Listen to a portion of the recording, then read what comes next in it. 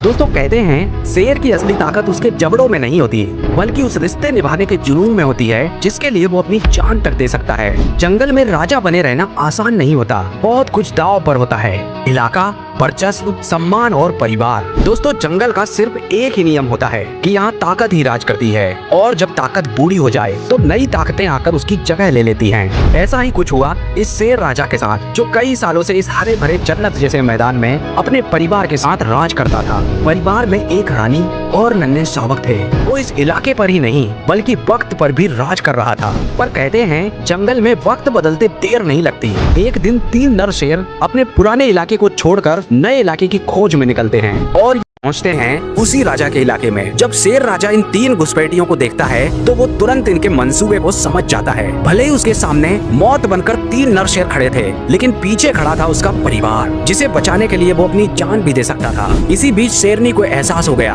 अब ये सिर्फ एक लड़ाई नहीं बल्कि जंग है, जिंदा बचे रहने की जंग। वो अपने बच्चों को लेकर जंगल की ओर भाग निकली, पर जाते जाते जो नजर उसने अपने राजा पर डाली, क्योंकि शायद यही वो पल है जब वो अपने राजा को आखिरी बार देख रही है। दोस्तों जब लड़ाइयाँ राज हथियाने के लिए होती हैं, तो आमतौर पर विजेता शेर सिर्फ राज नहीं छीनते बल्कि हारने वाले की रानियां भी छीन लेते हैं और उसके खून का हर कतरा मिटा देते हैं।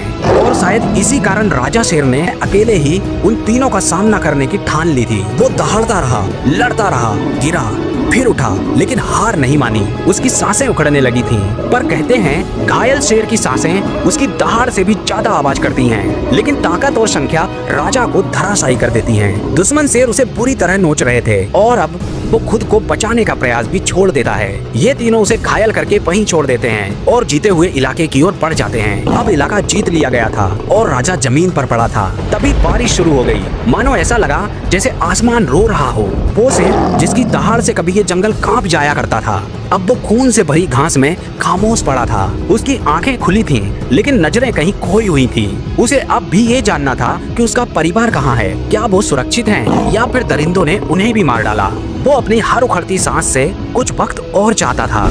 उधर शेरनी के मन में बेचैनी बढ़ती जा रही थी। उसे कुछ बहुत बुरा होने का एहसास हो रहा था। वो रह नहीं पाई और बच्चों को लेकर वापस मुड़ गई उसी ओर जहां उसका शेर राजा लेटा था। जब वो उस जगह दोबारा पहुंची तो देखा वो वहीं था, जख्मी, टूटा हुआ। जब शेरनी और बच्चे उसके पास पहुंचे तो मानो वो फिर से जी उठा। भले ही शरीर हार चुका था पर आत्मा जीत चुकी थी, क्योंकि आखिरी वक्त में जिनके लिए वो लड़ा वो उसके पास थे।